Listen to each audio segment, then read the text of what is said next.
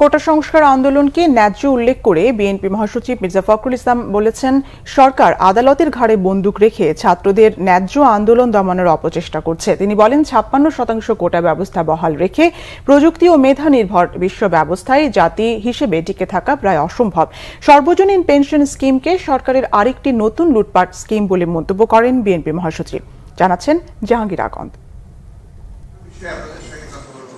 ছাত্রদের কোটা সংস্কার আন্দোলন ও বিশ্ববিদ্যালয় শিক্ষকদের সর্বজনীন পেনশন প্রত্যয় স্কিমের প্রজ্ঞাপন প্রত্যাহারের দাবিতে আন্দোলনের বিষয়ে দলের অবস্থান তুলে ধরতে গুলশান কার্যালয়ে বিএনপির সংবাদ সম্মেলন। এতে দলের মহাসচিব মির্জা ফখরুল ইসলাম আলমগীর বলেন, সংবিধান অনুযায়ী নারী ও নাগরিকদের পিছিয়ে পড়া অংশ এবং প্রকৃত মুক্তিযোদ্ধা ও শারীরিক প্রতিবন্ধী এর বাইরে ব্যতিক্রম হিসেবে কিছু কোটা সংরক্ষণ করা যেতে পারে। মুক্তিযোদ্ধারা জাতির শ্রেষ্ঠ সন্তান, তাদেরকে রাষ্ট্রীয়ভাবে সম্মাননা প্রদান করা হয়। রাষ্ট্রীয় আচার অনুষ্ঠান, জাতীয় দিবস সমূহ, এমনকি তাদের মৃত্যুর পর রাষ্ট্রীয় সম্মানের সাথে দাফন করা যায়। এগুলো তাদের প্রাপ্য। এছাড়া মুক্তিযোদ্ধাদের ভাতা সহ অন্যান্য সুবিধা রয়েছে। কিন্তু সংবিধানের 28(4) এবং 29(3) অনুচ্ছেদ অনুযায়ী নাগরিকদের পিছিয়ে পড়া অংশ, প্রকৃত মুক্তিযোদ্ধা, শারীরিক প্রতিবন্ধী এর বাইরে ব্যতিক্রম হিসেবে কিছু সংরক্ষণ ব্যবস্থা রাখা যেতে পারে। 56% কোটা ব্যবস্থা বহাল রেখে প্রযুক্তি ও মেধা নির্ভর বিশ্ব ব্যবস্থা জাতি হিসাবে টিকে থাকা প্রায় অসম্ভব।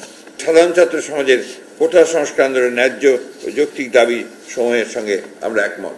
বর্তমানে অবৈধ অনির্বাচিত কর্তৃত্ববাদী সরকার বিচার বিভাগকে ব্যবহার করে, অর্থাৎ আদালতের ঘাড়ে বন্দুক রেখে তারা ছাত্র সমাজের ন্যায্য আন্দোলনকে দমানোর অপচেষ্টায় লিপ্ত রয়েছে।